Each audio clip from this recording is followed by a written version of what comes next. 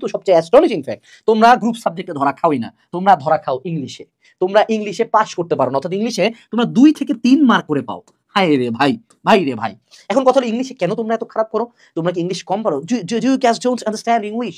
না, তোমরা English language হিসেবে হয়তো ভালো মতো পড়ছো, বাট ভর্তি পরীক্ষায় কি আসতেছে? English MCQ. সো ইংলিশ যদি এমসিকিউ পারতে হয়, আমার রুল পড়তে হবে একবার, কিন্তু আমাকে প্র্যাকটিস করতে হবে কতবার বলো দেখি?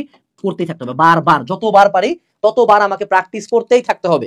এইটাই হলো সবচেয়ে বড় ভুল হয় স্টুডেন্টদের, যে ওরা শুধু রুলসই পড়ে, রুলস পড়তেই থাকে, টিচার আসে ক্লাসে রুলস পড়াই যাচ্ছে। এখন একটা হাইপোথেটিক্যাল সিচুয়েশন চিন্তা করো, সে টু সে একটা ফার্স্ট কন্ডিশনাল থেকে একটা কোশ্চেন আসছে যে he should not do this, say to say shouldn't, মাঝখানে একটা ধরো সে টু সে একটা গ্যাপ দিয়ে দিছে, এখানে শুড আছে, উড আছে, ক্যান আছে, কুড আছে, চারটা অপশন আছে। তুমি কি ওখানে বসে ভাইয়া বলেছে first conditional if plus else এটা হয়, এলস এটা হয়, তুমি কি বসে রুলস চিন্তা করার পরীক্ষা না, ডিরেক্ট শুড টিক মারো? কেন? কারণ তোমার সাবকনশিয়াস মাইন্ড বলে যে এটা ঠিক আছে।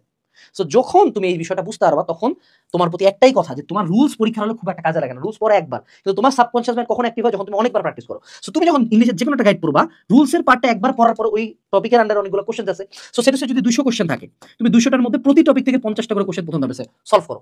তারপরের বার তুমি 50 এর জায়গায় 100টা টপিক, বাকি 50টা কোশ্চেন তুমি সলভ করে 100টা কোশ্চেন সলভ হলো। অর্থাৎ প্রতি টপিকের আন্ডারে তুমি এমসিকিউ সলভ করা শুরু করো। আমি তোমাকে গ্যারান্টি দিচ্ছি ইংলিশে তোমার ড্রাস্টিক্যালি ইমপ্রুভ হবে।